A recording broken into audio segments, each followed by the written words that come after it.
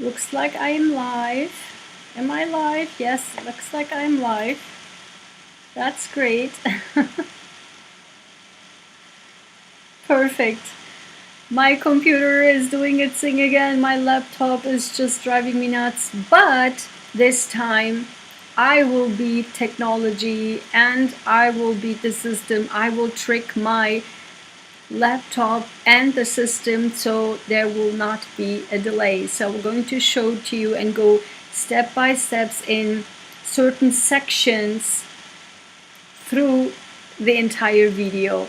Hi guys, thank you so much for being here. Thank you so much for all of your lovely comments, your great comments, your likes, subscriptions, your memberships. Welcome to my members. I'm so excited to have you here, and it is so wonderful to have you. I'm so happy that I have this amazing high quality crowd here on my channel. I'm so happy that you're here. Thank you so much. So today I will not be able to make this video too long because today's Monday and Mondays and Fridays are like, yeah, so much work still to do. So I really hope that I can go through as efficient as possible, and then another time we can do a little bit longer. But nothing in this video or in today's trial was, I don't know what to say. Nothing in this trial was, of course, the trial in general is nothing to be super excited about, but I think that this one is particularly sad, and I have so many things to talk about and so many things to uncover regarding mental health and the difference between this one, this trial, and other murder trials with severe mental health issues. This is particularly important, so I really hope that this will be helpful for you, because the mental health issues here are so subtle, are so behind the scenes, but clear to my eye, but it can be very much day-to-day life with day-to-day people. But I want to show you the underlying, the very subtle hints of these mental health issues there. And so I really hope, obviously all of my videos are there for education and for you to be able to take these cases and apply it into your day-to-day life, and I am the guide in between. Okay, so I really hope that this is helpful, and if it is helpful, I really love your subscriptions, your comments, your likes and shares, obviously. Apropos shares, come on, I mean after my last video, I just couldn't believe it. Listen, I made notes and I literally took, I mean, obviously I'm a nerd and I'm a scientist and I go through data and literally, and you know, when I first started to do my videos on Karen Read trial on May 13th, that was my very first video, and I keep talking about justice for Officer O'Keefe, justice for Officer O'Keefe, because that's more important in this case for me than the whole shebang about the Karen Read. And the more I dive deeper into the trial and with the Higgins crap that what's going on, it was more important to me to emphasize and to promote and to ensure that for me, it is about justice for Officer O'Keefe. Guess what? In the court TV, I don't even know, like the panel, some are really not being able to taking seriously. I don't even know what they're doing there, like what kind of panel that is, but there's this one being described as Karen Read expert. I don't even know what that means. What does it, since the day one I thought, what does it even mean, Karen Read expert? What does that mean? Then guess what?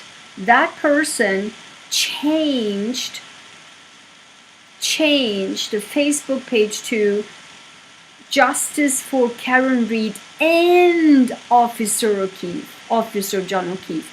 And that was, I went back to dates when they first started to say that, and that was May 22nd. And since then, since the beginning of June, that person is being particularly called as the Facebook founder group of Justice for Karen Reed and Officer John O'Keefe. No more Karen Reed only, no more Karen Reed expert. Both, like the founder of the group, Facebook group of Karen Reed and Justice for Karen Reed and Justice for Officer John O'Keefe. Like, I don't know, guys, what that is. I mean,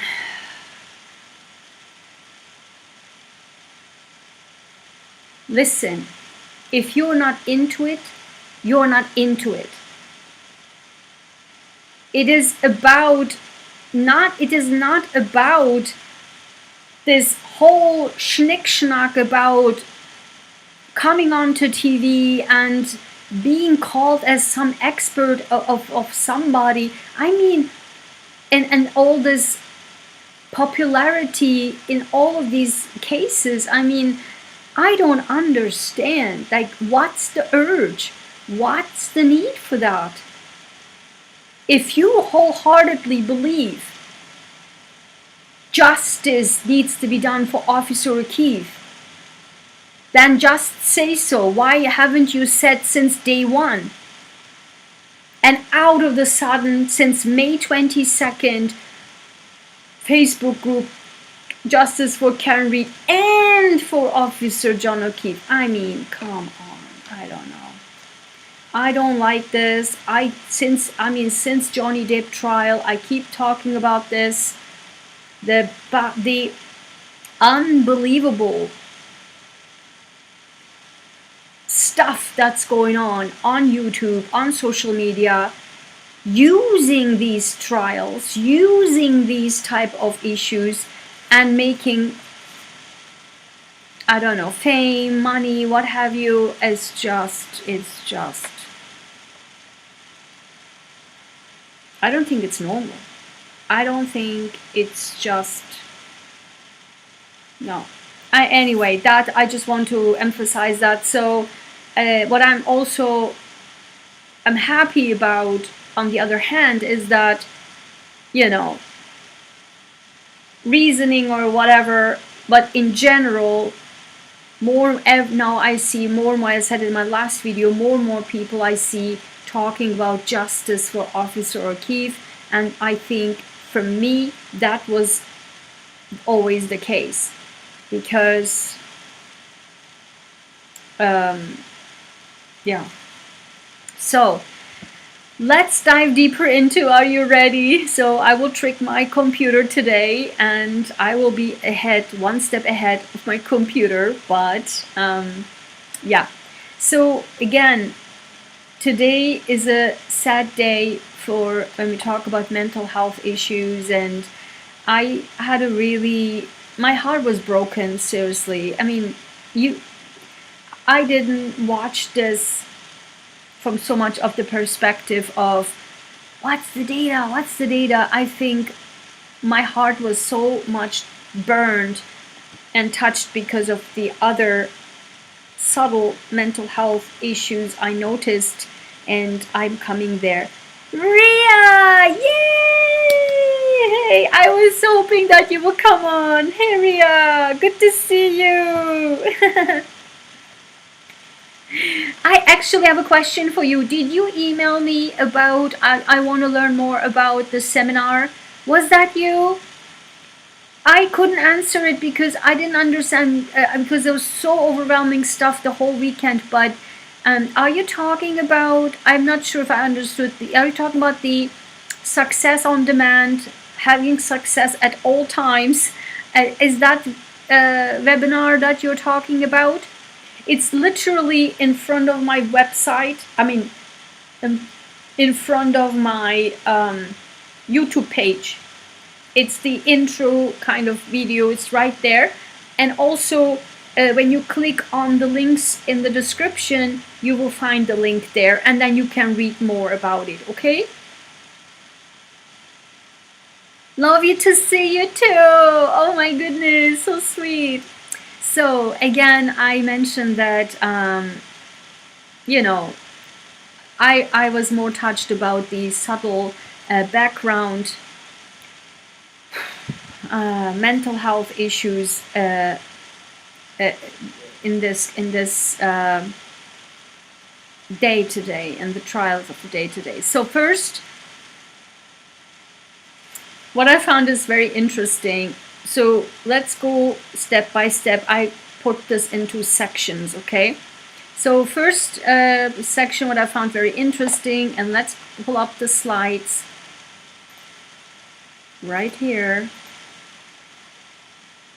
And this will be automatic again, so I want you to please follow as I'm talking. So this was when Jackson was cross-examination, and then he said 3-point turn versus U-turn.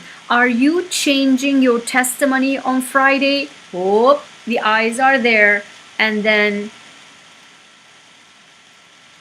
there, and the brother Paul was like, oh no, like shaking his head there, and then you will see like he's shaking his head like, oh God, kind of attitude there. And his wife Erin, you will see they were just literally like laughing. Look at this, just 1 second. You can look at this, and the brother like, I can't believe what I'm hearing right now. And Erin is also like laughing, like both are giggling, not giggling, but like smiling and laughing.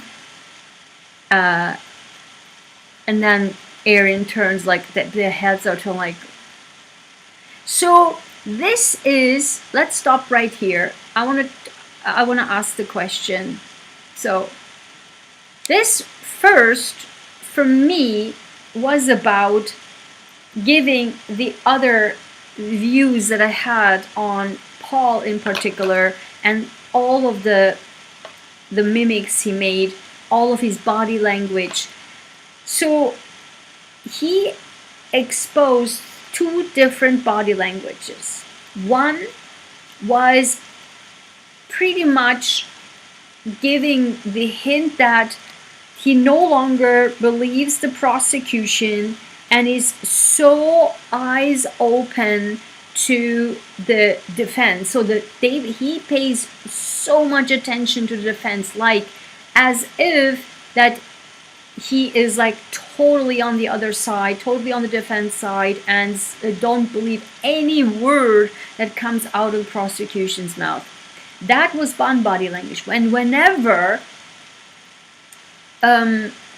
his brother interaction that touches his brother in a direct way, for example, with the Higgins and Karen Reed's text messages, that section, and today, whenever, and I will show you today after the textless read between Karen and John, he looks to Karen like in a disgust, in such a hate and disgust, like literally disgust.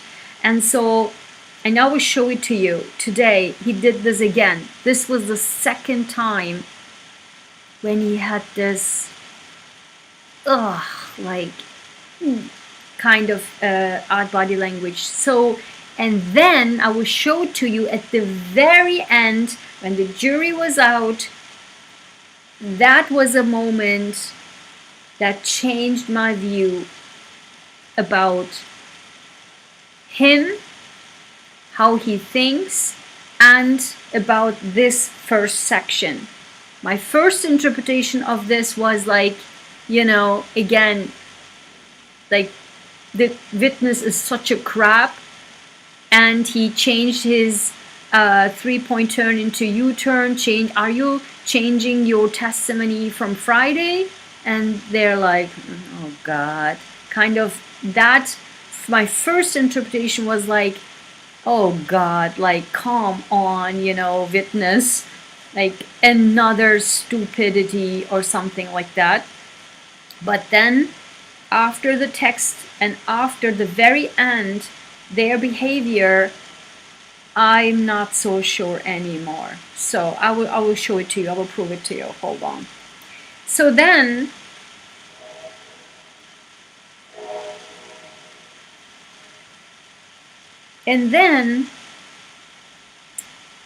hi everyone, whoever is here, hi. And so the second section I want to show to you.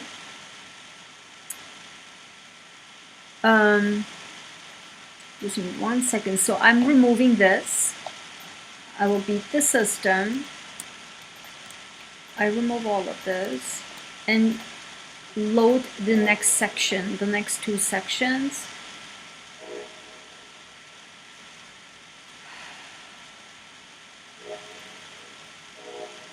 And whenever I start my live, this train is just every time I start the live, this just like, I don't know,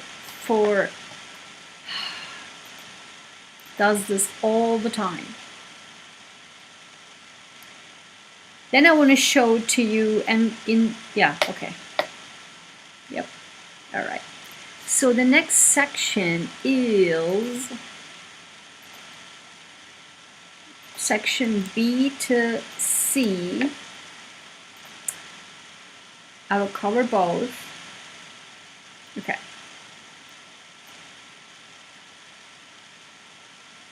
B1, B2, B3, B6. Okay, perfect.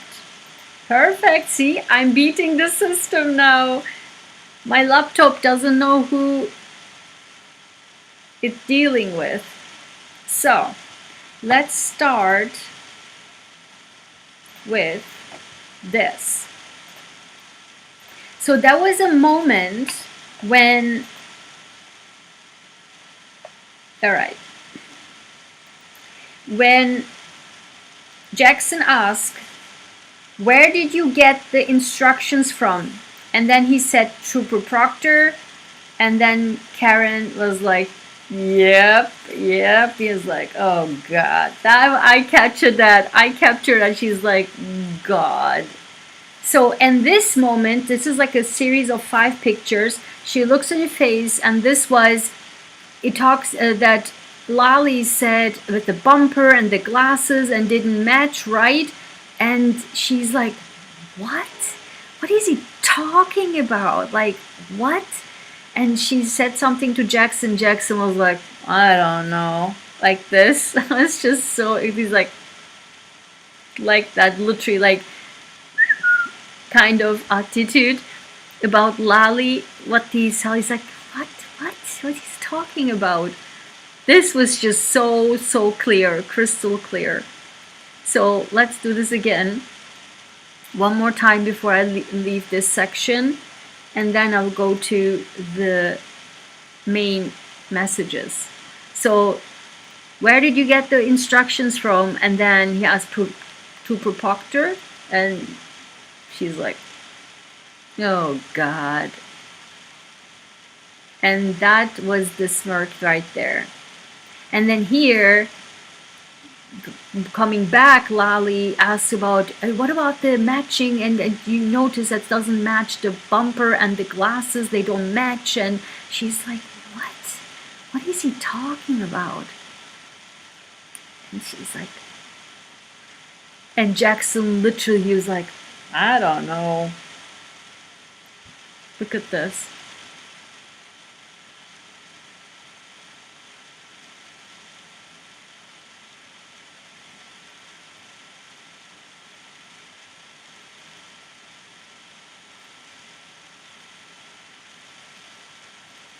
All right, so that's that. And now we're going to pause this here, load the other section. You see now? Good, quick, right? So that's good. So no interruptions, no pauses. Yep, my computer is dealing with me so I can beat the system. So the next section, I'm going to load it, but I want to pause it for a second. I will talk about things here. Okay. Because this is quite serious stuff. Which and from now I'm going into the main section. So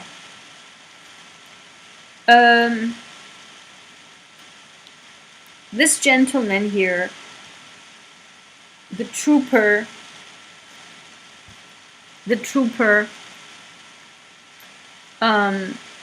here on that picture, I will show you something here. There was a moment, actually one is a huge chunk I want to talk about, and the first before that there is like, this is, remember in 2 videos ago I talked about fake witnesses, right? So you can understand fake witnesses. Number one, they are unbelievable defensive. Number one hint, I mentioned that in two videos ago. When a witness is absolutely hyper defensive, you know this is not a trustworthy witness, full stop. And the second thing is, like the 2 videos ago when I mentioned about the fake, when Trooper Proctor did this corner down look, and that's a typical FBI knowledge, like go and ask an FBI agent, will tell you. When they was thinking, oh my god, which lie I'm supposed to say now, down corner, up corner, up corner, corner, corner, that's a lie. Full stop. This man did the same. At one moment, he looked down and he had this expression of worry in his face, like, and he was looking slightly left down, exactly like Proctor. So not trustworthy witness at all. So that's that. But the main thing I want to talk about is, and it honestly really broke my heart. Actually, I can even cry right now thinking about it, because it was so hard to watch him. At one moment when Jackson asked him something, I mean, overall, let's talk first his general demeanor, right? He is so anxious and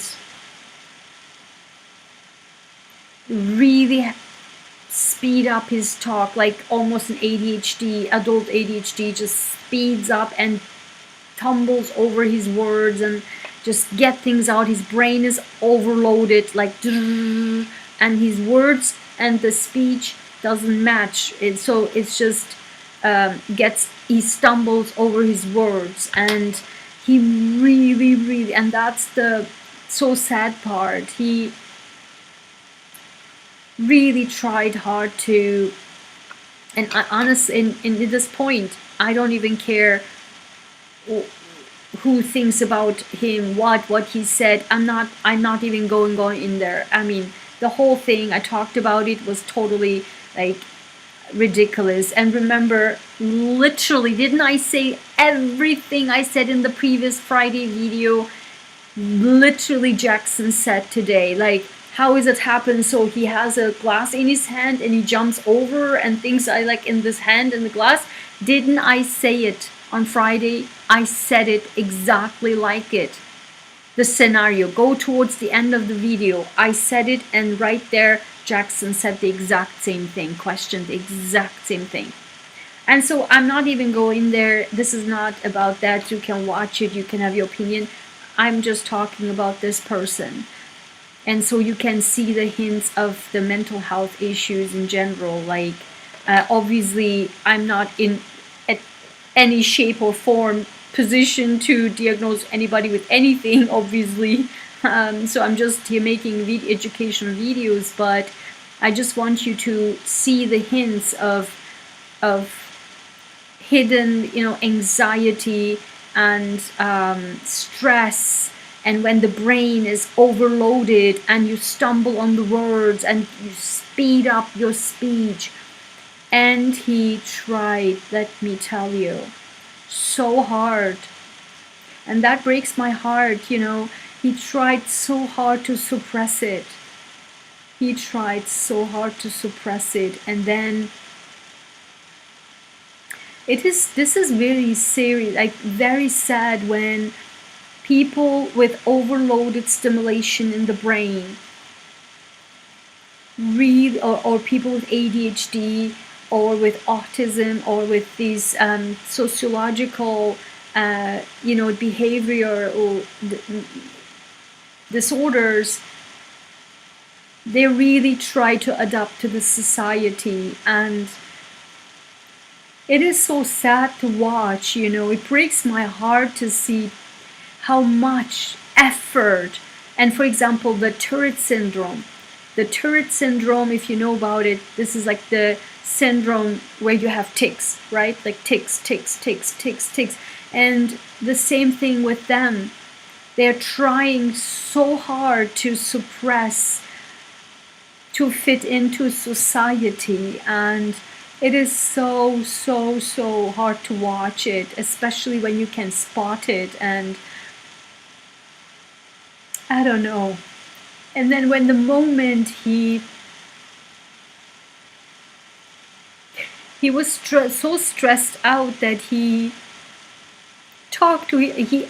slipped, he slipped from suppression. Like the moment that's when you realize he suppressed it so hard, and with constant water drinking, right?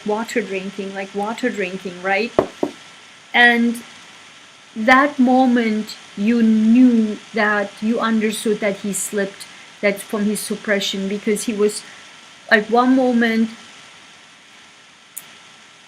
Jackson was about to ask him this, and then he felt like he was off the hook when the judge said to Jackson, why don't you show it to him? He said that he didn't remember it that way. That was so unexpected. And he panicked. And he suddenly talked to himself, and then he did all of this. I'm going to show it to you. It was just so hard to watch. It breaks my heart,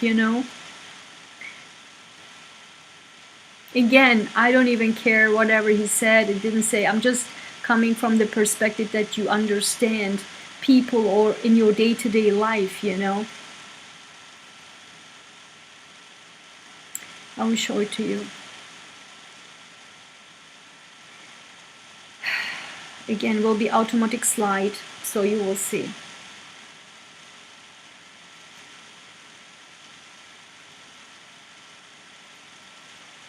That was the moment, and then the judge said, why don't you show it to him? He said that he didn't remember it that way. And then he talked to himself on the hot mic, and then to suppress that, he started to wiggle around in his neck, and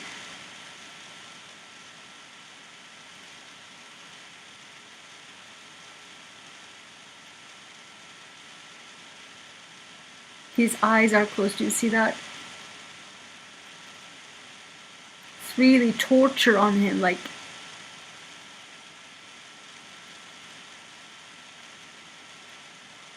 it breaks my heart so much to see that, I don't know. I mean, he was like, and then when he so unexpected, and because it was unexpected, he didn't expect it from the judge, he panicked and he slipped out. He talked to himself, and then he started to do this, and at one point his eyes are getting closed, and he had to overcompensate,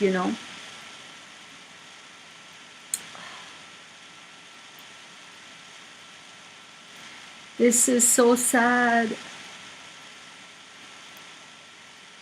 You know, I don't know, guys. Mental health is a big deal, you know. And there are so many people suppressed.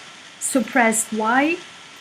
Because trying to fit into the society with brain overload, ADHD, autism, Tourette syndrome are all like behavioral things in society you need to fit in, you know. And so that was so sad. I mean, so let's see, what did I note it here?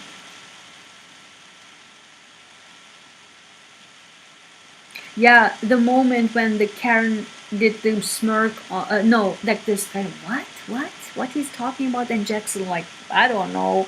So that was about, are you aware that, is that your understanding that the glass on the bumper not found to be consistent to each other? Like, that Lolly said it to this witness. And then the next moment he said, are you aware that the glass on the bumper consistent with the glass on the road is consistent with the glass on the road? And like Karen and Jackson like, what he's talking about? So it's confused the heck out of everybody. So, and then I don't have slides for that second dude, the British. Oh yeah, I want to say something about that British. So, oh actually, hold on, let me see. Let's do this, let's do this. Load the other sections. Do you like it so far? Let me know in the comments if you like it so far. So from E to F, okay. So let me see the chat in the meantime. Do you like the speed of the flow? I think it's nice, right? Did you notice that how all troopers are keeping the same story? Yeah, exactly. Ria said, do you notice that all the troopers keeping the same storyline? Exactly. Also, did you catch the hot mic moment today? They also have the keep rereading their past testimonials to make sure they don't forget that. Do you think that they are realizing the gravity of what they have done or cover up? Do you think they are realizing the gravity of what they have done or covered up? You know, it's such a great question. You know, like, it's a great question. I have done this. No, that's a really good question, because honestly, what I'm seeing, honestly, I don't know. Because this, for example, this man, he was so, remember Ria, you asked before that, why are they trying so hard to cover up? Like, they are particularly, remember when you asked that, like, they are trying why are they trying so hard to cover up? And here, this trooper was so insistent. And did you notice also that he at all cost did not throw other troopers under the bus? It's literally like hierarchical system where the top throw the tiny ones under the bus, but the small people never, did you notice, never open even once and throw the other people on the top on the bus. He kept saying, Trooper Proctor, did Trooper Proctor did that? Did Trooper Proctor said that to you? He's like, nope. Like, did you notice how many lower level troopers actually consistently not throwing the top ones under the bus? Like Ria, you said, like, as if they're so afraid. Exactly, like Because why? We discussed this in the previous video. Because in my opinion, because they want to keep their jobs, right? They want to continue with their jobs, and they believe that this is just another murder case. But I have a life to live. I have my job to keep. For them, it's just a trial, just another murder case. It looks like this is how they treat this. And that's why they're just like, stick to it no matter what, like no matter what, without ethics, without any explanation. I am sticking. It's like a cultist system, right? When it's not just even hierarchical system, it's like a, you know, cultist system where the top suppresses the bottom, and the bottom is like still hanging on to them, you know, and while the top can easily kick them out in 2 seconds. That's cultism. Easy, you know. You did an amazing job. Yay! Yes, I'm proud of myself how I tricked the system to make it like very nice and smoothly running. So, yeah. So let's talk about the British, right? So the only thing I noticed about this, I mean, again, still, the private, he mentioned at one point about the private browsing mode. And my question was, then she might have used the private browsing mode. Like, why not? If you say that in the private browsing mode, you can follow nothing. There's no data and there's no chance to recover it. There you go. You don't have to go, you know, overboard. Maybe she was purposefully in the private mode.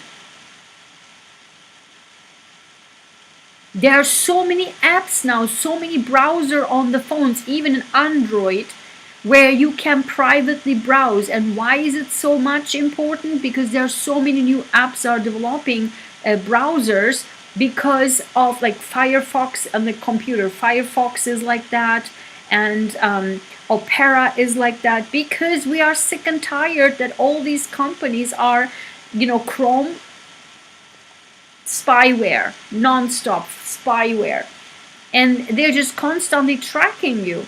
And that's why, because more and more people are aware of the privacy, that's why these apps are developed. So you just literally said in the private browsing mode, you can follow nothing. As if nothing has existed, you even can't go back to, you don't see anything. Then she might have done in the browsing mode, you know. I don't know. So Jackson insisted on, not Jackson, Yanati insisted on maybe it was manipulated and given to you. Also possibility, but I don't know. I had so much work to do. I didn't even, like, it's getting ridiculous. And why it's getting ridiculous, I didn't even pay attention to that, because what is the purpose of this? Like, what is the prosecution trying to prove here? To ensure that McCabe, I protect McCabe didn't do the search. What has McCabe to do with anything in this case? Like, what is the prosecution trying to prove here? Like, he's literally proving and ask a expert to come in to prove that McCabe didn't do all of this. Like, so what? That's not the point. Like, the point is, did Karen Reed run over John O'Keefe or not? And the defense tries to prove, no, she didn't. Like, what has this search with McCabe to do anything with anything? Why is the prosecution trying so hard to negate the search? Like, what is, I don't get the point. Like, what's the point? This wasting of taxpayers' dollars, I'm telling you guys. And when it comes to taxpayers' dollars as as a nonprofit leader, I'm just freaking out of the waste of taxpayers' dollars. Like, why are you so insisting on proving Jan McCabe right? Like, what are you doing? And so the only thing is just the random. What I noticed about, and I want to make a comment there about that British man. Did you notice he speaks exactly in the style of William and Harry? Exact same. If you close your eyes, that's Harry talking, and just cutting off the ending of the word. Some syllables are cut off. And I recently watched a video about a month ago. I love this video. I saved it, and I will put it. If I remember, let me know. I put it in the description or comments or something. You must watch that video. It's from a British linguistic professor, and I just coincidentally run in. I loved it, and I subscribed on him. So he talked about how by generations the British English pronunciations has changed from generations. For example, he talked about how the Queen and then Charles is still talking like the old generation English with a completely different pronunciation style, whereas the younger generation, William and Harry, are just like cutting off the syllables and the vowels. And so it just, as you can see with this man here, and this is the new generation, how they speak now. And exactly, and he gives it with beautiful examples, and it's just such a great video. You need to watch it if you're interested in linguistics and stuff. So that immediately, I cut that immediately, because he speaks exactly like Harry and William, and he is just cutting the syllables off and the vowels and stuff. So it was just, for me, just fun to linguistically to watch that. So now let's move the slides towards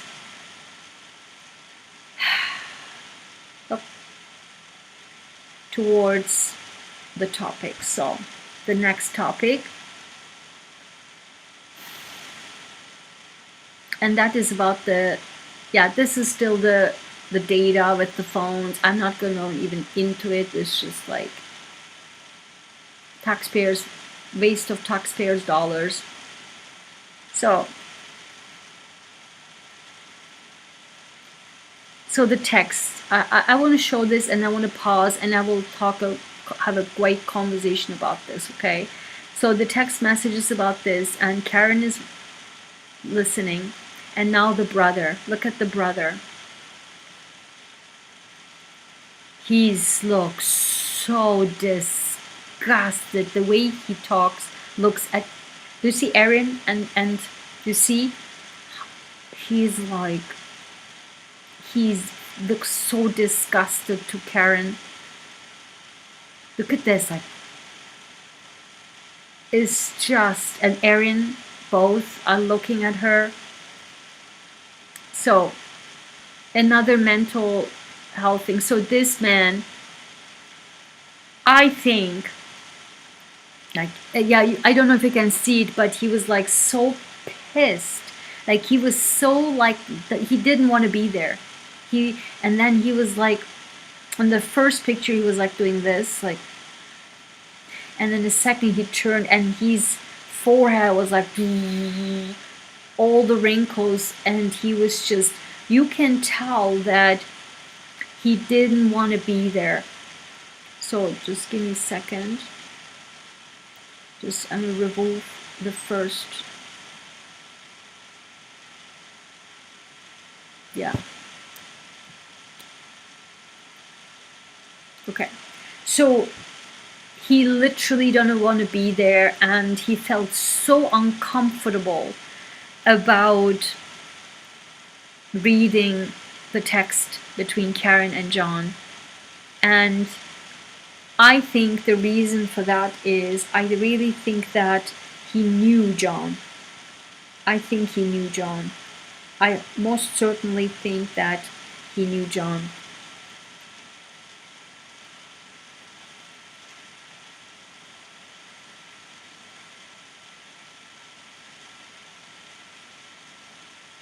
Yeah, I know. Exactly. So the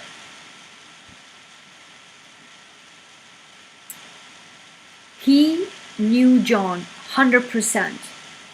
So he felt so uncomfortable reading the text messages between the two. You could tell he was like almost like choking, or like he just didn't want to do it, and he hated it. He was like, and his like forehead was like totally wrinkled. He felt so uncomfortable. Let's talk about the texts. And yeah, again, just before I stop the slideshow, is like she listens and then look at the brother. Oh my God.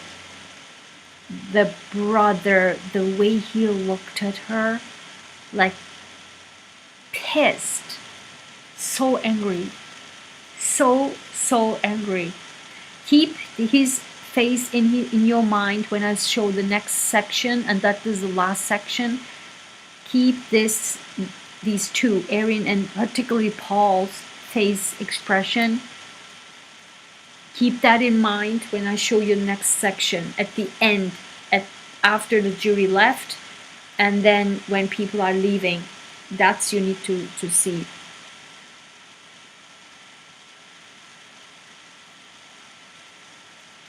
Yeah, exactly. So let's talk about this. Hold on. Let's talk about this. And that's my take on this. Listen. So remember when Higgins and Karen Reed's text messages came out, the entire public was like, even these experts coming onto these shows and TVs and what have you, and they're like, yeah, they were just like flirting, they were just like a little bit cheating, like as if this was a normal thing. No sir, no ma'am. But this, I can tell, and if I even read other channels, other comments, but when people totally disregard that cheating and put some emphasis on this, I will doubt people's mind. Because this was for me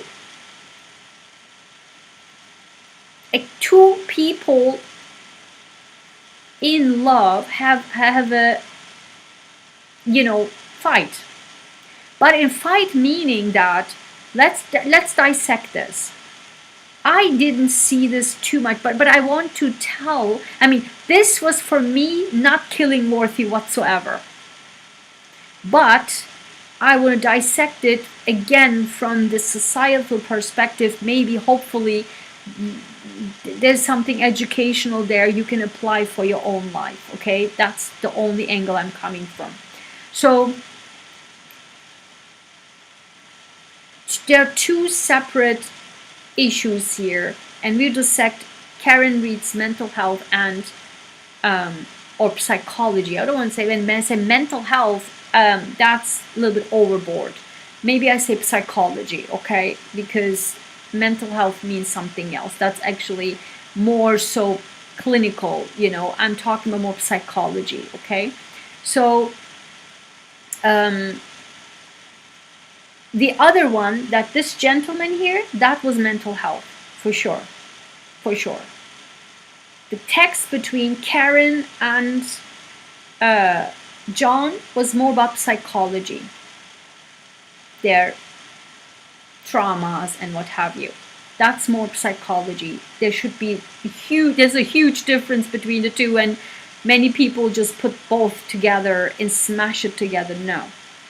This is more like a psychological issue, because in relationships, and I say this all the time, and I have a video, please watch it. It's called Unhealthy Relationships Make You Ill. It's a very comprehensive video. It's a great video. I dive deeper into sections. There are 6 sections, and I even have a workbook for that. You can do your own go through your own relationships. All the links are below, and on my channel it's Unhealthy Relationships. On the playlist, go to Dr. Ayguen Sahin's lectures. It's there, okay? So, from the Karen side, Karen, and I see this all the time, over and over and over and over again. And I said this in my videos. Women, oftentimes, when they act like they act, they feel not understood and not heard. Number one, the same thing I said in the Amber Heard trial and in the Johnny Depp trial. Go back and watch it. The most hated video I ever did because I talked about the hypocrisy and pointed out people's hypocrisy in that case. It was a disgusting case, how people handled it. It was horrible. I still believe to date that both were in the boat, both together. No. So I even said then that Amber Heard, when you look to the text messages and like over and over again, like, you're not listening to me, listen to me, and you know, you're not hearing me. She's like, this is kind of like the same thing in that, like, she didn't treat her well, which was also the exact same testimony of Paul O'Keefe, saying, and this is literally in the newspaper, you can read it. I had screenshots that the testimony of Paul said that Karen said to me that he did not treat me well, to Paul, and then that's when the fight happened. Paul literally said that, and it's in the newspaper. You can read it. I don't know, NBC News or what have you, or something, Boston, I'm not sure. So, and then she was super hurt by that because he didn't treat her well. And then he said, I apologized and explained.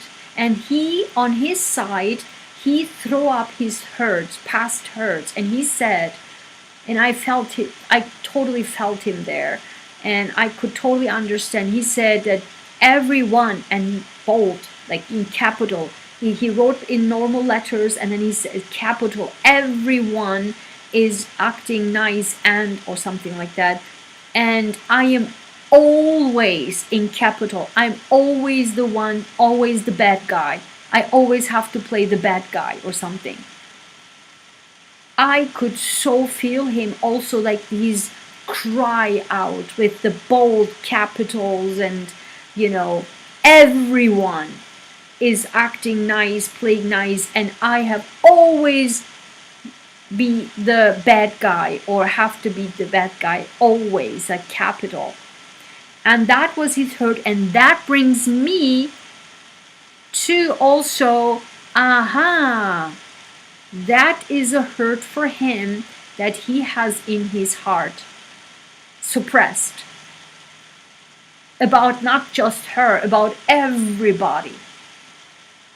And that immediately brought to my mind, like, this is suppressed anger, suppressed feeling, suppressed hurt. And maybe that's why his knuckles was bruised. Like, maybe with the alcohol, with that environment, maybe they pushed him, and then he just, like, because that was a fight really right close to his death, right? So he still at that moment has all these overwhelming emotions, and maybe they triggered him or something, and then he just punched and punched, and they punched and punched. That can be, in my mind, a super indication. That sentence right there can be a super indication of his knuckles being bruised. That is a suppressed hurt, suppressed anger, deep, deep, deep feelings. With alcohol, with triggering people, with the fight with her, and all the emotions and the suppressed emotions from the past, and everybody, boom, boom, boom, right? It just went too far. And in my opinion, that's my opinion, it just went too far. In my opinion, no one wanted to kill him. It was the aggression went too far. I think, and that's the reason of the cover-up. Because in my opinion, his death was an accident. In my mind, I see this scenario like this. They lured him 100%. Why is people overseeing this? And they should emphasize this. The defense must emphasize this. And people keep forgetting this. Jen McCabe said, "You come with me," like holding, "You come with me" to Karen 3 times or 4 times. "You come with me," with force. "You come with me." And McCabe said, no, I said, "Why don't you come with me?" And the friend of John said, "No, you come with me." An order. And then Higgins keep luring him to the Alberts. "Are you coming? Are you coming? Are you coming?" People should not forget. That's the fact. And they should emphasize this instead of just like who googled, like Google. Forget. They lured him inside. That was a motive right there. Prove that. Emphasize that. And so then he was inside, and then they just starting to like joking like this, as they did in the waterfall, like this punching thing, and then they are like, went the guys, right? Went more, and then they hurts like Higgins hate him, and the Alberts are just jealous of him, and he has this fight with Karen, and this suppressed feelings and emotions and hurt, and they're starting like bam, bam, bam, bam, and then the dog gets involved, and then this get out of right, and somebody, maybe Colin, maybe who knows, just hit him from the back, like just like. No, I don't think this was 100% not planned. It just went out of control. They lured him over there, exactly. I believe it was definitely planned. Really? To kill him? Wow. Wow. So, in my mind, it was just, I don't know. Yeah, they lured him over, and you might say, then why would they lure him into it, right? Wow, you think you planned? Interesting. I think that they just want to just like, give it like a touch a little bit.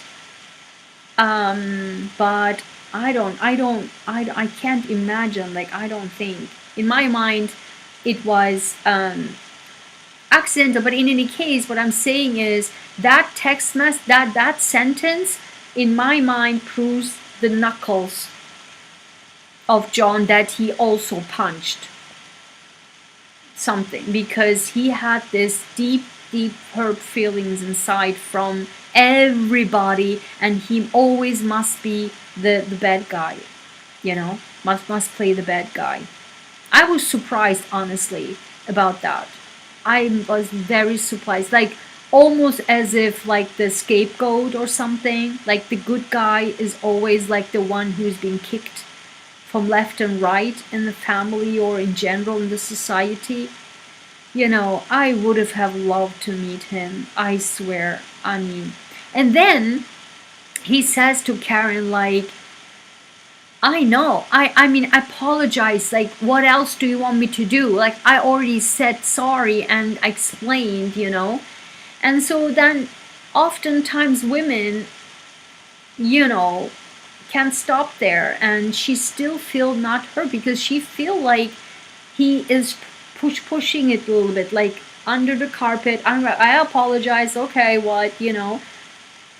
And she just felt not sufficient of the amount of hurt and the amount of she giving herself so and doing so much, and she just literally didn't feel appreciated and heard. And so, and then, like, the majority of the women do, like, then she had this incredible amount of, and she's like, okay, if you interest somebody else, like bluffing, right? If you interest somebody else, just let me know, and I don't want to see you ever again. But then, like, you know, call me, text me, call me, just because she is afraid that she actually leaves him, and that she doesn't want her anymore, and she loves him. And that's if women is in love, they can go nuts, you know. And then she just pushed, but then she went like cuckoo and called him, I don't know how many times. How many times she called him? Like 20 times? I don't know, 30 times? 30 something times? Sure, absolutely.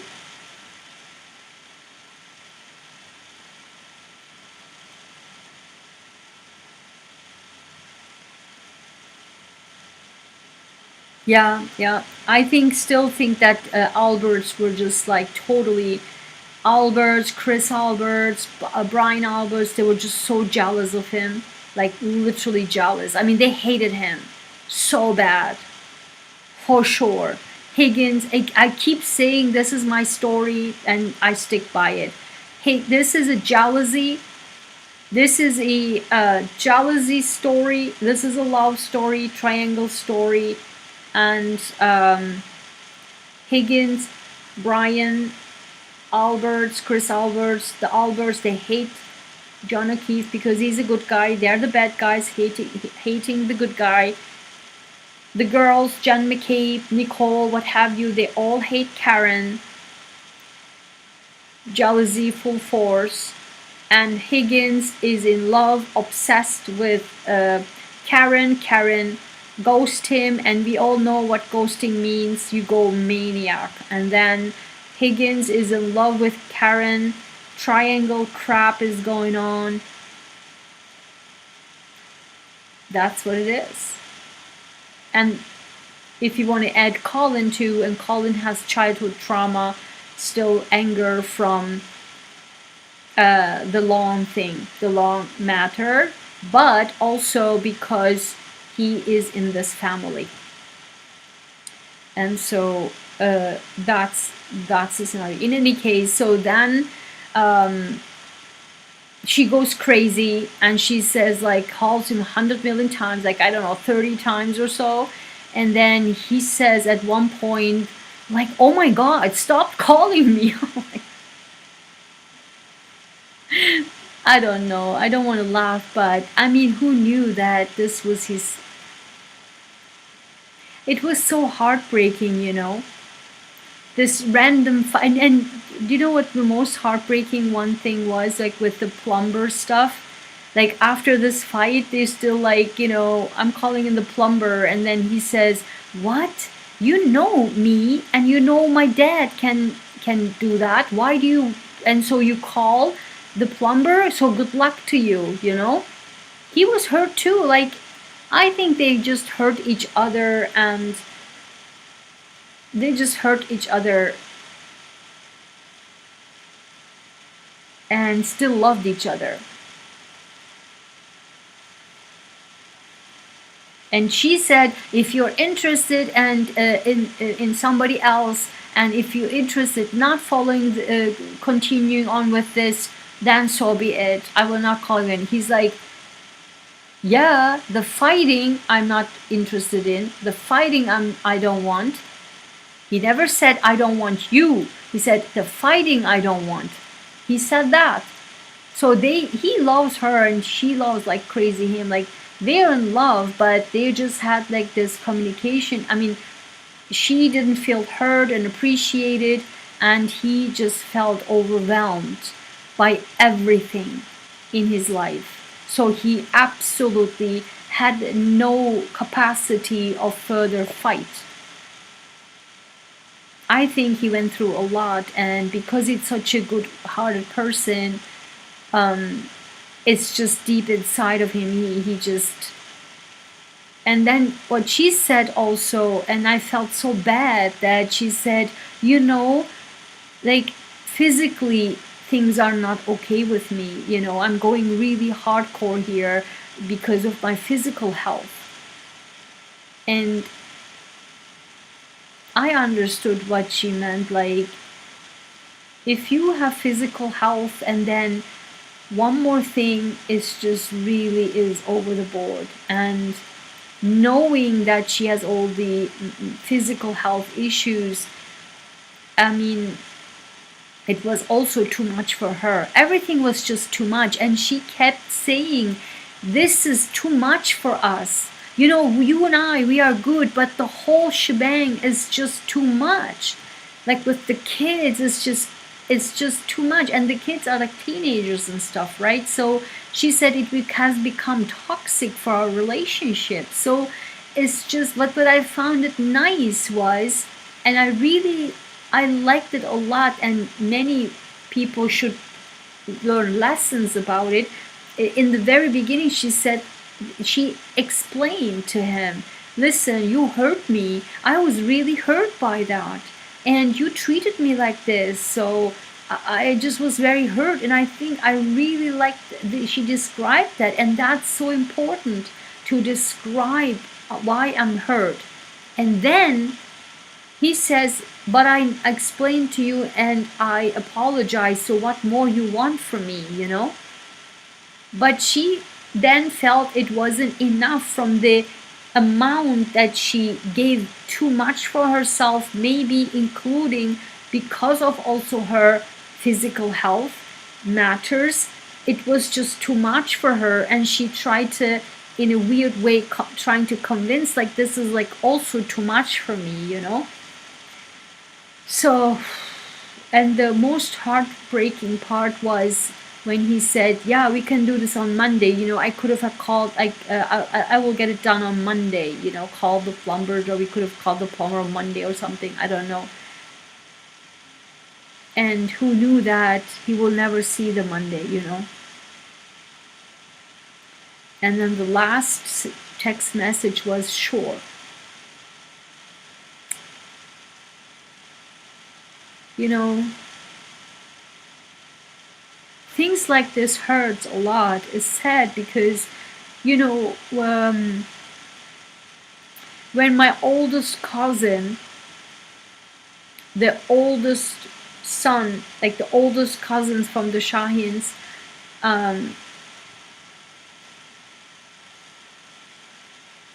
died from car accident,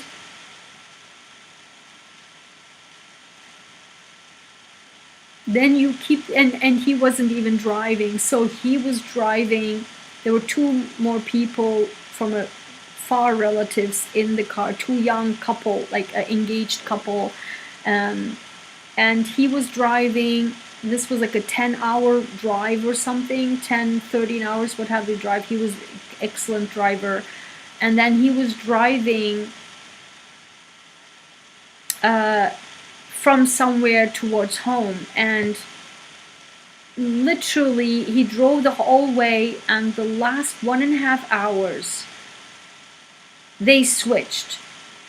So the young man, our far relative, took over and was driving, and he was sitting on the driver's seat. and then he get out of control of the car, and then he died. And so then you think, that was like a huge shock for our entire, like, Sahin's, like, our entire family. Like, then you keep remembering every last word he said, or, because it's so unexpected, then you just think, like, the last moment he said this, and the last moment he eat this, or the last words was this, and it's just so hard. And when you see this, it's just hard. Like his last words were like, sure, agree to whatever. I don't know, guys, but this is just so sad, and particularly because of, I could so see him through his soul. I can so see through his soul. Like, I don't know. He didn't deserve, in my opinion, to just die like this, And the entire family, like, imagine the mother and the father, like, brutally losing their children. Like, what kind of thing is that, It's so hard. So that's my take, and I think I'm going to leave this here. Let me see the chat.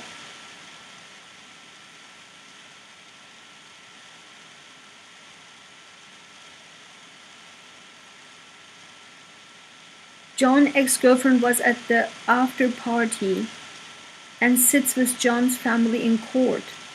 Karen said they argued about him kissing the ex on the New Year's. That's odd as well. What? It just was a mess. How did you know? Like, who said that? Like, what? Who? Which one? I've never heard anything like this. John's ex-girlfriend was at the after party. Like in Albert's house? And sits with John's family in the court. Which one? Who is it? Like, who said that? Karen said they argued about him kissing the ex on the New Year's. That's odd as well. But are you talking about Aruba? That wasn't the ex. If you talk about that, that was a friend's sister. It was Karen's interview on that Dateline. But are you talking about the Aruba? I think she talked about that, right?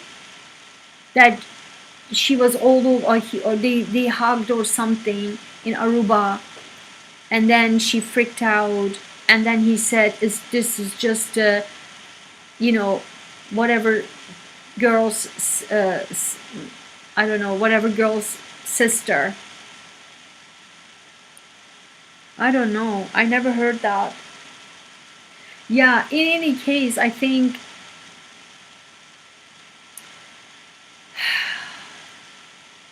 such a mess up. It's just such a mess.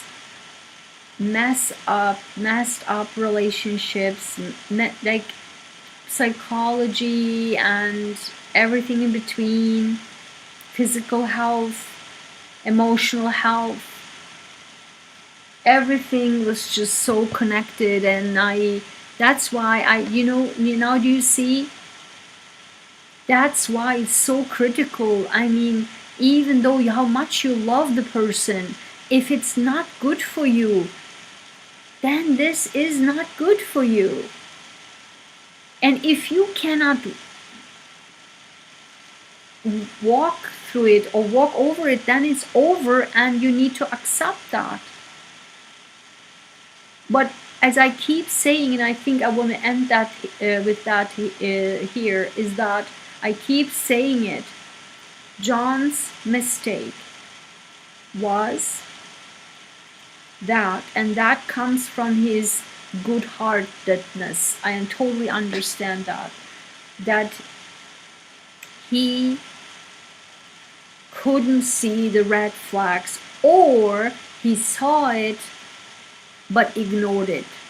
So he thought the Higgins, the Bryans, and Alberts, what have you, Chris, they were all their friends. His friends. They were not your friend. They were not your friends. Either he ignored the red flags or didn't see the red flags. In my opinion, as a cop trained with about that, he just ignored and didn't want to see the red flags. Those people were not your friends. Full stop. Because his true friends, when you could see on the witness stand, they have a totally different caliber. Did you notice that? I noticed it right away. The quality was completely different. The quality was completely different. John's friends versus these people. The quality was like day and night. They were pretty good quality people. You couldn't just see it. Like, you couldn't tell. Like, equal to his heart. You can see it. Not like these toxic Alberts. Why do I say toxic? Think about Chris Albert and how they raised this young teenager, Colin Alberts. This is some pretty darn BS, like pretty darn hardcore crap. You know? So sad. I feel pretty sad for Colin too. Like, his life will be so ruined. Let me tell you that. Amber! I missed the first part, but I think everything you said makes perfect and logical sense. The traumas, the aggression, and add the alcohol in the mix, and even the dog. It's very sad. I know, right, Albert? It's just, Amber, so sad. Ah, so sad. People have called her out for being at the trial. Oh my God. I really know who the person is. Is that the blonde one? Was she today there? She was sitting next to the mother today? If so, I will go back and watch it. Then I will follow her and see what's going on with her. Is that the one with the blonde, long hair? Is that her? Amber, definitely check out at the beginning, because the slides were, was a good flow video today, and I make this run smooth, section by section by section. So I'm very happy about the technical quality of the video today. And so I'm gonna end that here. Thank you so much, guys, for being here. I loved it so much. Thanks for your great comments. It's just so wonderful having this nice discussion. I really hope that this was helpful, seeing things on the different angles so that we can apply it in our real lives too, you know, because this is everything you can see in the trials are literally applicable in real life. But the problem here was, and that's why I particle one, because this is very subtle. So from the outside things look normal for a normal eye, but like not like this crazy mental health of murder cases, but this is like this so regular people, random people, like relatable, right? And look at the results. So I think the hints, I hope I was able to bring them out so that you can see the subtle signs too. Okay, so let me know in the comments. Thank you so much for being here. I really appreciate you, all of you. You guys are amazing. You guys rock. Thank you for having this great community, high quality community together, and for all your likes, shares, subscriptions, for your membership. So appreciate that. And definitely check out the description for everything that the whole services and everything related to what I'm doing and I'm saying. I created programs for that, so definitely check it out, and check out the video about unhealthy relationships make you ill, and I talked about cancer there as well. Okay, definitely check that out. I will for sure. Thank you so much. I believe she's the blonde. Yes, yes, yes, yes. Wasn't she also sitting next to in the last on Friday, maybe next to Erin? I never can pronounce that name. Erin. I also will check out the lecture you did on unhealthy relationships causing illness. Yes, 100%. I would so appreciate that because it's such a great video, and there will be continuation of those, and the workbook for that you can check. I think there were 10 questions as a workbook is also available. You can just click on the description, is there, and it's both related. So I would suggest to check that video, and the accompanying workbook is available as well. Okay, so oh my god, she's Erin's friend, people say. Oh my god.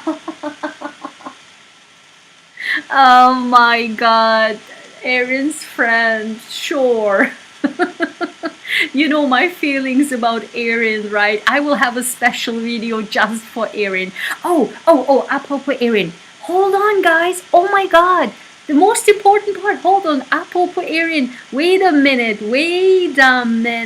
I have another section set to show it to you. And that, of course, oh my, I'm so happy that I didn't end that video here. Hold on.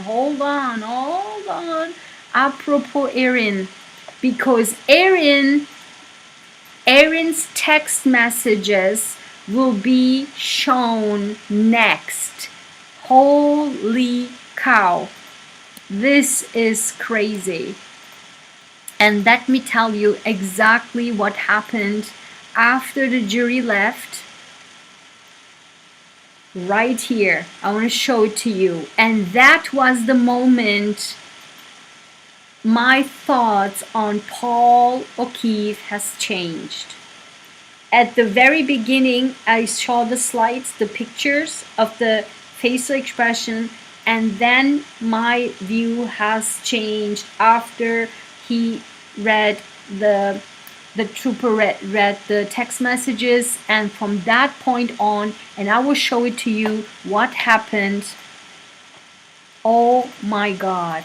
So Erin's text messages will be shown, and I think that's the reason why this happened. Look at this. Hold on. So, do you see that lady speaks to Erin? That speaks Erin, and I think it's about the text messages. And then, do you see that Paul looks up? Because who is there? Lali is there. And he smiles like crazy to Lali. And when I saw that, I'm like, dude, oh God, because the whole time I was convinced that he might really think that the prosecution is total crap, they cannot prove anything, and the defense really shows that Karen is not the person, but more maybe the others. But then I saw this, and the expression this in the first section of the slides, look at the smile, like towards Lali. I was like, dude, no, don't fall into this trap, don't fall.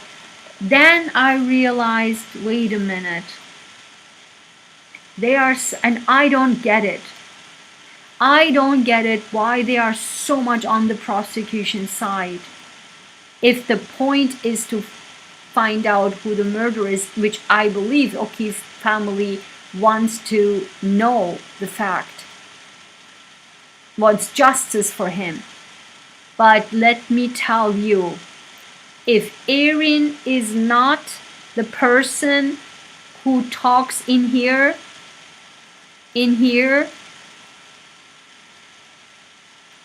then I don't know. My name is not Ayguen. Let me tell you that. That Erin,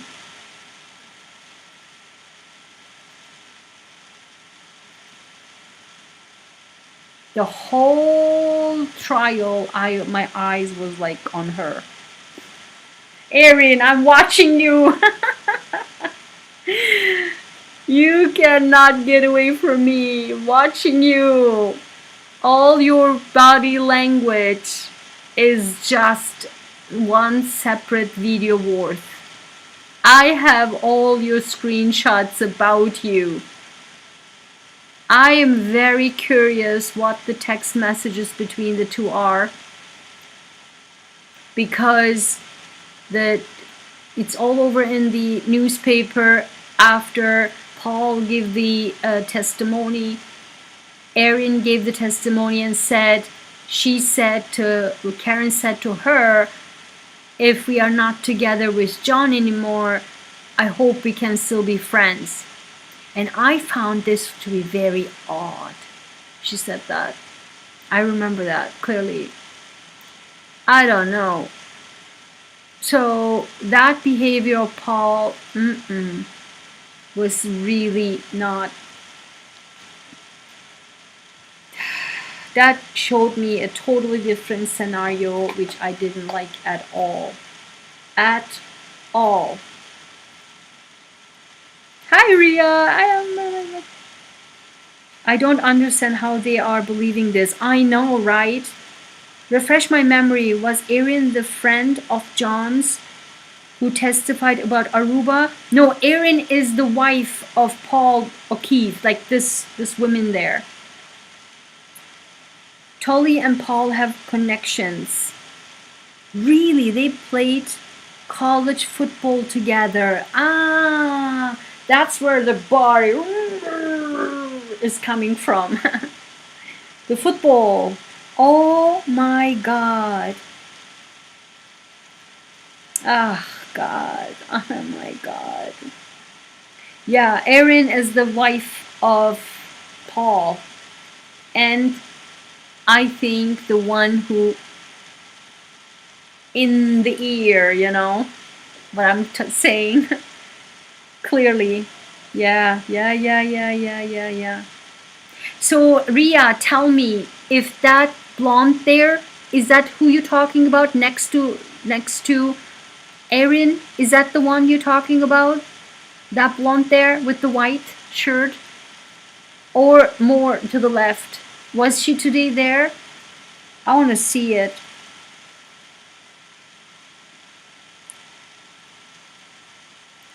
Oh my God. This is just so messed up. Let me tell you that. Everybody knows each other, and this is why this is such a hot mess. This is such a hot mess. I will be paying more attention to her now. Oh my God, 100%. Just pay attention, and and I will see you in the next video, because you will like to see. In the next video, in the next hearing, I don't know, tomorrow, because the jury will not be there. It will be still a trial, but without the jury. Still will be witnesses without the jury, but I don't know. Maybe tomorrow we will hear the text messages between Erin and Karen and Paul and Karen, what have you, without the jury. Maybe that's why they will be gone, for privacy or something. I'm not sure. Maybe they arranged it like that. So it's possible. And I will be very curious to know what the hell they say to each other. Maybe I will change my mind, like, oh, Erin is such a sweetheart. No, I don't think so. Because of the body language, it's just so obvious. Like, no. Kirsten, hi, Kirsten. That whole town is in Incestuous. What does it mean? Incestuous. I don't know what that means. Incestuous. I don't know what that means. The ex was arrested in DUI. What? Hit and run in 2019 for hitting a guy who lost his leg, and she left the scene. Oh, are you kidding me? Where did you hear all of this? Why did you do this? Amber, it's about the defense's expert witnesses. Tomorrow? Because I thought they no, I know that they will be, the defense witnesses will be without the jury, but I thought they will have finished the prosecution witnesses first, and after that the defense witnesses comes in. I don't understand why there's a mishmash like that. That's new to me. I don't know. Kirsten, do you remember when Karen reached out to Erin as she needed to talk to her without Paul, and Erin said no? Yes, exact. I mean, makes me, and she said no, and I keep remembering when she said that Karen said to her, and this was her on the witness stand, it's also in the news, like written, I have screenshots. It says, Karen says to her, in case we are not together with John anymore, I really hope that we can be still friends. And then Erin testified and said, I found this very odd. I don't know. I mean, Erin is another, the whole, I can do a whole video on her. Let's see. Troy, hi Troy. Prosecutor wants the defense expert booted. Good luck with that. Yeah, oh my God. Amber, yes, tomorrow. Troy, true. Oh wow, okay. What Troy said. Yeah, she was an outsider. Yeah, exactly, Amber. So that's what I talked about in one of my earliest, one of the earliest videos in May, like maybe first or second video or so. I literally said that. I said that I totally understand, because the whole scenario, and I talked about cultures and groups, and I can totally relate to that, because at that video I said that I am in no groups, no cultural groups, no ethical group, ethnic group, what have you, because it's not me. I'm friends with, for me, I am friends with good-hearted people, full stop. I don't give a crap about who you are, where you are from, and you know, what's your religion, what's your belief. If you are a kind, nice, high-quality person, come here. You are my friend, because I respect each and every, because when everybody knows me in my social media, like in every social media platforms I've been, I always have, you know, like Islamists and Jews and Christians and I don't know, Armenians and Turkish people and Azerbaijan people. I mean, from everywhere, because I mean, for me, your heart and soul and high quality, your brain is important. And so long we all can have a nice conversation and respect each other and, you know, be nice to each other.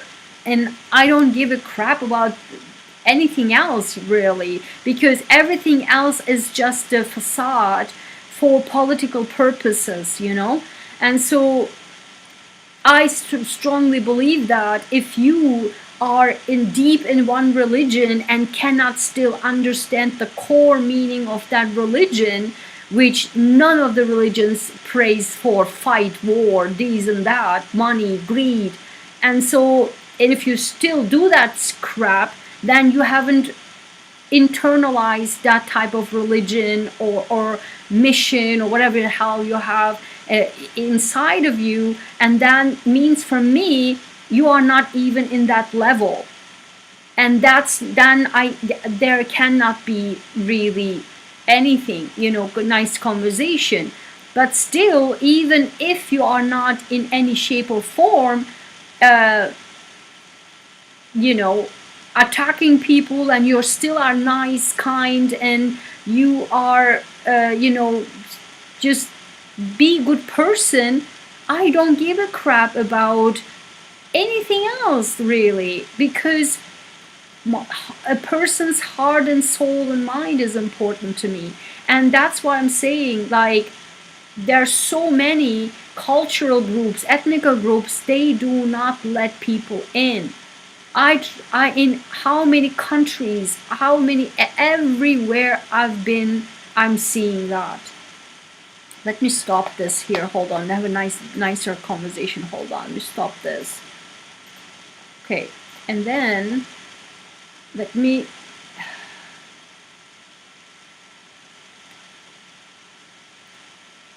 just give me 1 second.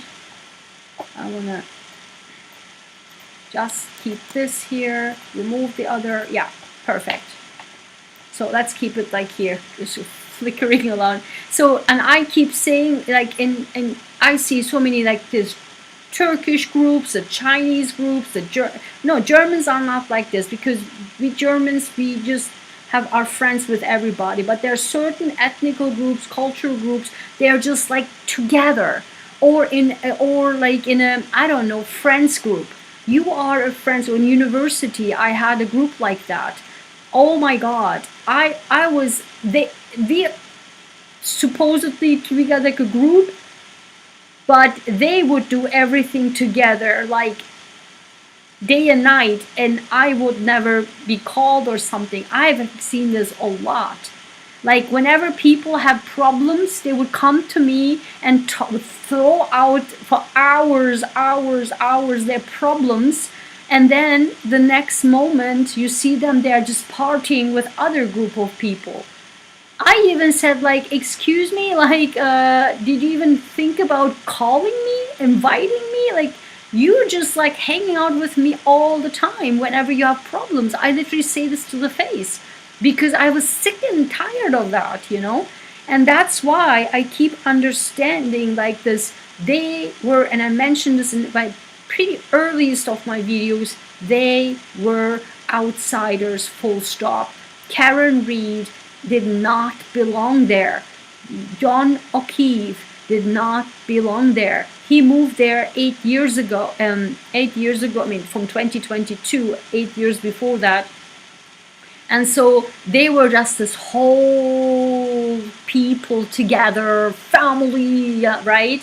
And this dude was not there. Like, he was not in the group. Never was, never even considered to. They faked friendship. That's what I'm saying. They faked friendship. And John O'Keefe didn't want to see that, or ignored it. And so Karen was an outsider, he was an outsider, and unfortunately, that's the brutal fact of the society. And I've seen this a million times, in a lot of countries I've been, and in a lot of groups, in a lot of situations. And once there's a group, you can't get in. And what I do, I'm like, screw you. I don't even need to be here. I don't even want to be here, because I hate groups. I don't want to be in any group. I just like my freedom, I can be friends with anyone as I wish, and I don't need to be narrow-mindedly focused on one group, And that just kills me, I'm like, I don't even want to. But in the past, I was like, I felt sad, like, why are they like this, They are always with me, and they have problems coming to me, and then they partying themselves, like, what the hell, So, So let's talk. So I can tell you are beautiful inside and out. You radiate love and peace. Oh my God, Kirsten, you're so sweet. Thank you so much. Amber said agreed and 2 hearts. Ah, thank you. Thank you. Thank you, Amber. Well, I found it weirdly the grandparents, Noor, Erin, and Paul, took John's sister's kid when he was a bachelor with a dangerous, well, self-centered, in my opinion. Yeah, I think it came out in the witness stand because their children are pretty young, like very young. At that time, we was even further young. I think they said that something like this came out in that witness stand when they testified. Something along those lines. I think just John wanted to do it. That's something like that came up. He wanted to do. Um, when Troy says when Gen Xers were the first mostly non-prodigious generation. Yeah, yep. In my opinion, some would call me a snowflake, but I call it being kind. In my opinion, also Troy, I definitely think Gen Xers, um, I think we are in between generation, like in many things. I keep talking to my dad about this. Like, I am so happy that I'm a Gen X to see when you see the technological development. Like we saw everything, right? Not my parents' generation. I mean, my parents' generation is like also seeing like, oh my God, like what the hell? But even like for us to see the technological like Walkman and then Discman, right? The cassettes, and then they're just turning the cassettes like this. And then dial the phone, and then God forbid it's a zero in there, right? You're like,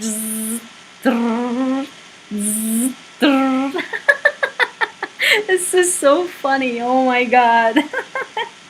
And so just see the technology. And then we had the computers, the Commodore 64, and then we had Commodore 128. The higher level was 128, and then the floppy disks, and then the disks, and then, oh my God, right? It's just, and then the internet.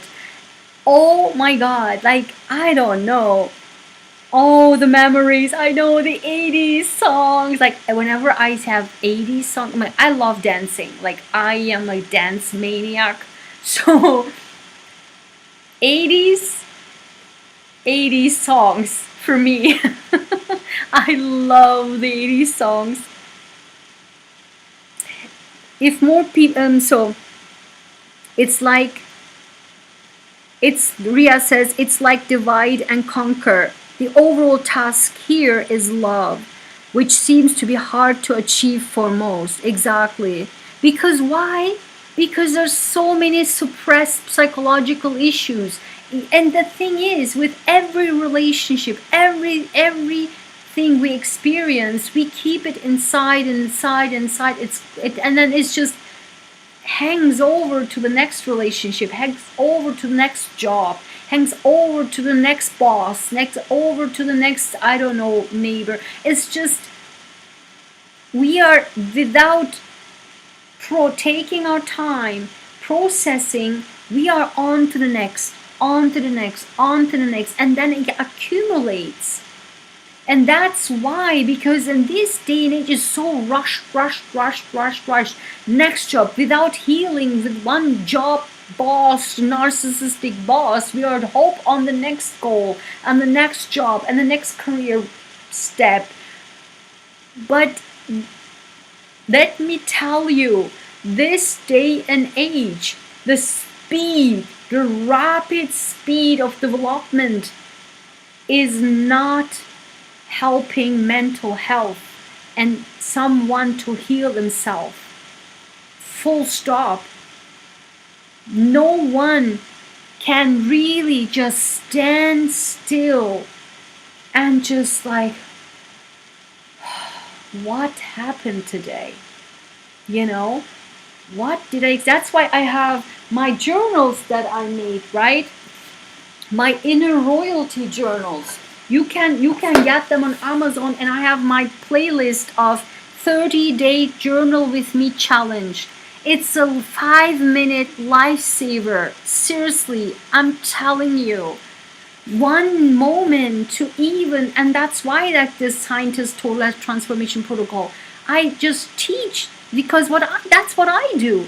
Just teach people even in 5 minutes. You can accomplish, heal your brain, heal the whole thing. It works, it works, it works. You don't have to do a lot. For example, I am not a meditation person. I just can't. I never could, I never do. And I have other techniques that works, and I'm teaching that. Because not everyone, for example, yoga, everybody thinks that do yoga, you will be healed. Yoga kills me. I've tried several yoga styles. It hurts my body like crazy. Every body is different. Whatever works for you. It doesn't mean you just like focus on one thing and just no. Absolutely not, you know. We just need to take some time to heal first, just to what happened in this relationship. What went wrong? What did I wrong? What did the other person wrong? And just to observe and just to process it first and then to the next. But this day and age is like full force. No wonder everyone is just like, all the cases are, do you see? So maniac, like never be, like unbelievably mental health related, brutal, like brutal.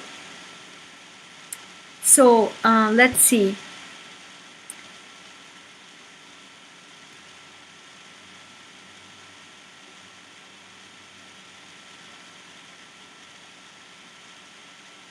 Kirsten says, if more people were good and loving, this world wouldn't be so chaotic and evil. I was raised by golden rule, do unto others as you would like to done to you. Oh my God, Kirsten, that's my life's, how do you say it, like, that's the phrase I had in my mind since my childhood. That's how I taught myself. Like in secondary school and the 7th grade, there was a book that we had to study, and that was a story, and the story's moral was, don't do things to others you don't want to have it done to yourself. That, my friend, stick to my brain. And I was like, that's it. Let me tell you, believe it or not, my entire life, I've lived by that statement. I've done nothing that I didn't want to happen to myself. For example, if I don't like people just being loud in the library, or I don't want people just slurp the food like with like a soup or what have you, or I don't like noises, I don't like to be bothered by neighbors or something, I would use earplugs. I would not speak loud. I would stay quiet. I would not do it. Even others would not do it to myself, for my ethics.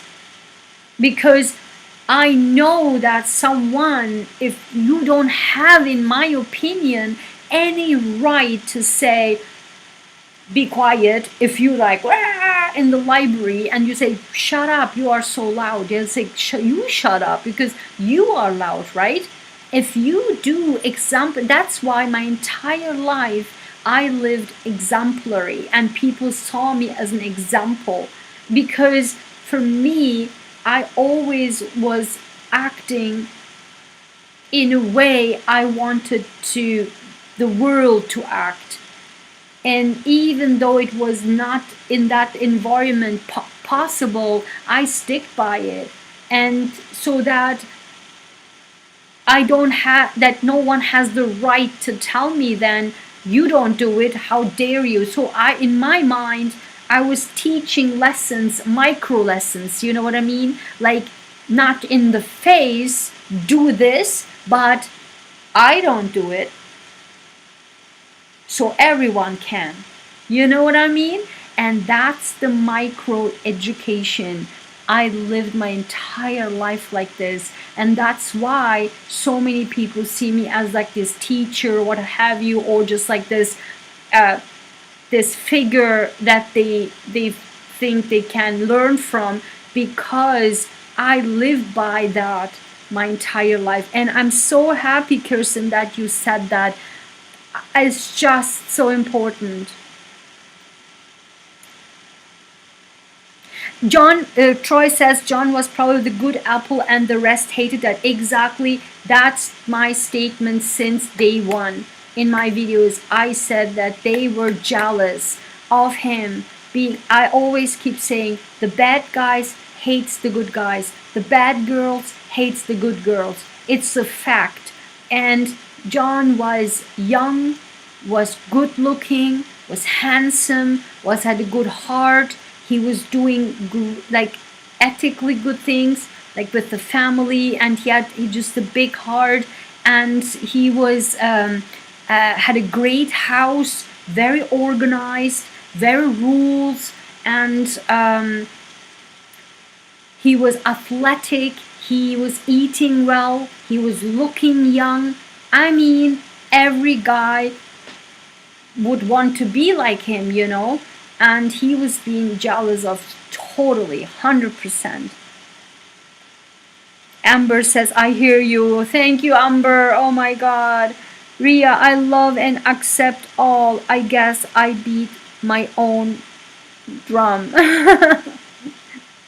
I think there are so many, and that's why I love this and what's love talking to you, because I think that we all are on the same mindset, and it's so comforting to know that, because sometimes when I do these videos, I feel like I'm talking to a wall, you know, like no interaction, and just people are just like, and like I'm the only one talking to a wall, like on the camera to myself, and it's just so nice. And just sometimes you feel frustrated. I talk a lot with my dad about like, what's this world, you know, how these people have become like this. We talk a lot about this with my dad on the phone. He's obviously overseas, and we always have the conversation, and he just like, we talk about the society and people a lot, and it is so comforting and so nice to know that we have this nice conversation, and there are people we are thinking the same, and are being raised the same in the same way, you know, like have morals and ethics, you know.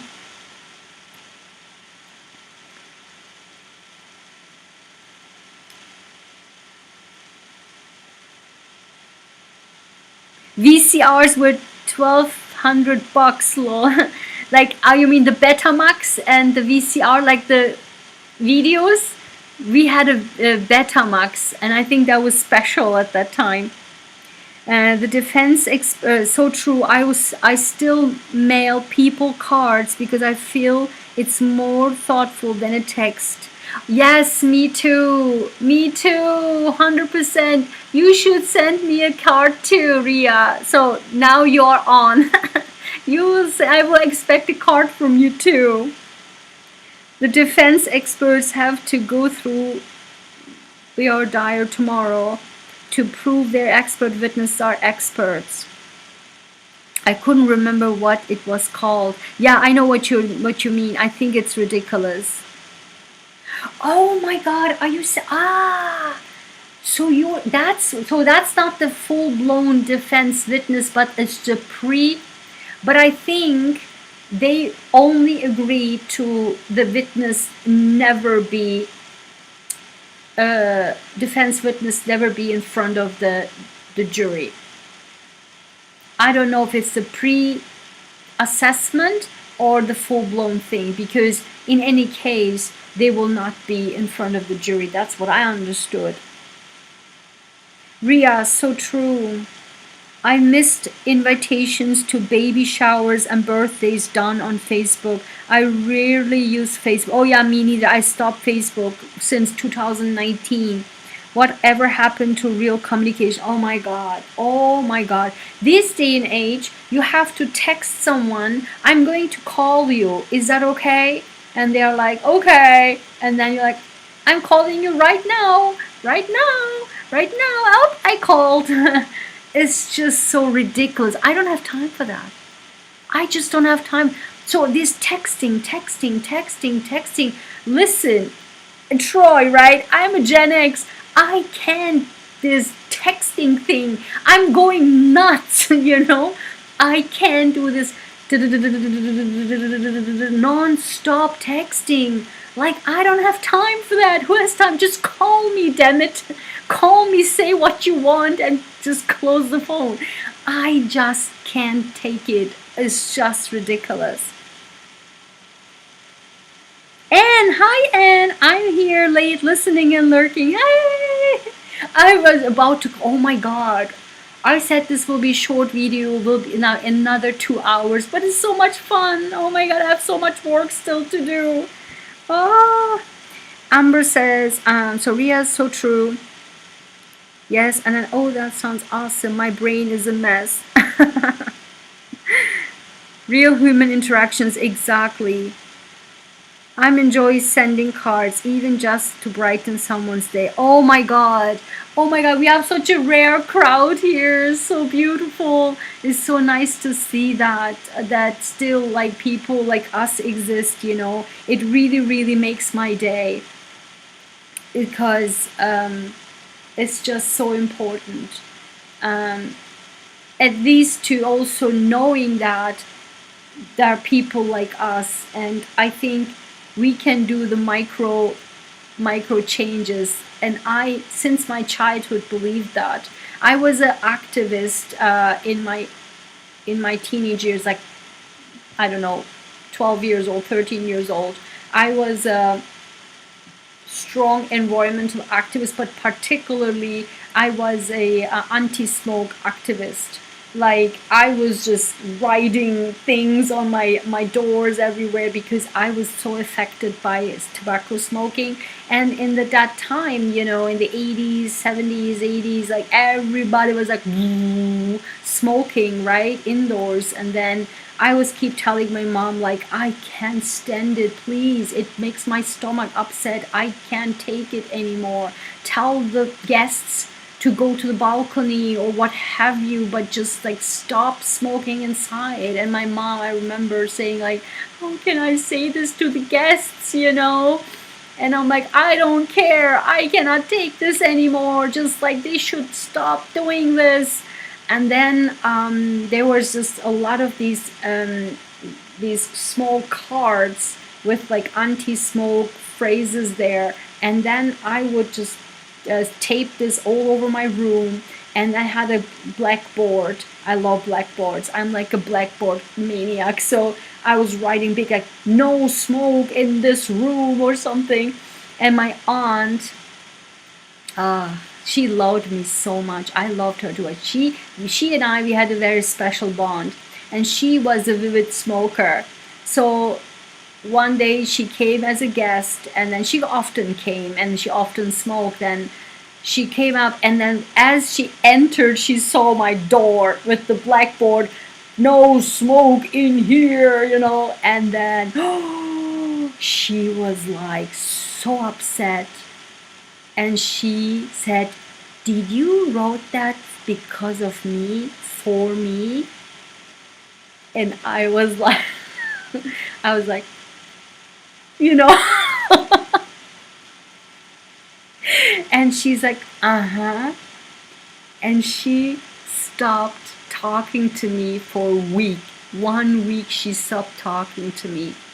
It was hard. I was so sad that, but then guess what she did? She loved me so much and I loved her. Whenever I was visiting her and whenever she visited us, she would always go to the balcony, even in her own home. She said, Ayguen is here, so I'm gonna go to the balcony and smoke my cigarette there. And I wouldn't even say, no, no, no, no, you know, it's your home. I would say, you know, smiling, and she would understand, and she would always, since that day until she died, of course, she would go to the balcony every single time, even if it's in her own home. So yeah, it's just never forget that. So I was like you know, when I'm on a activist in a mission, then I go full force for it. So I don't really care about who is who, because that's not the goal, you know. Yeah, I know everyone smoked back then. Oh my god. So guys, I think I'm gonna stop here. I was so lovely to chat with you. So sweet. The ending was so nice. It just really take the emotions out of me. If you go back and watch it, I think this was one of the saddest videos from the whole thing. I really got emotional on this one. So I hope you can go back and watch it. Give me a like. I hope you liked it. If you found this helpful, let me know in the comments. I'm so curious about your thoughts. And if you haven't subscribed, subscribe. And I'm so curious what's going on next, particularly, of course, about the Aryan text messages. This is so interesting. Thank you for letting me know about that one person. I will keep my eye on you. In the car ride from Oklahoma to Florida at age 10, my grandfather burned a tick of my neck with what? With a Pall Mall. What's a Pall Mall? Is it a cigarette? Is that a cigar or cigarette? What's that? Thank you, everyone. Have a wonderful evening. Thank you. Have a wonderful evening. So happy to see you guys. I wish you a great evening and next morning and next Tuesday. And so I really hope that also, if you have joined my Sunday lives, and I hope you liked it, go back and watch it. And I hope you enjoyed it there. If you haven't, go back and watch it. And I hope we'll see you on Sunday mornings, 10 a.m. Eastern, because I do this for years. Every Sunday, it's about us and only us, focusing on ourselves and be empowered. First, calm down, and then empowered for the next week. So I hope you liked it, and thank you so much again, guys, for being here. Sending you so much love. I very appreciate you all. Thanks for your like, share, comments, subscriptions, and all of your support and memberships, of course. Shout out to my members. Bye, guys. Bye. You guys are so sweet. Secret. All right. Bye, guys.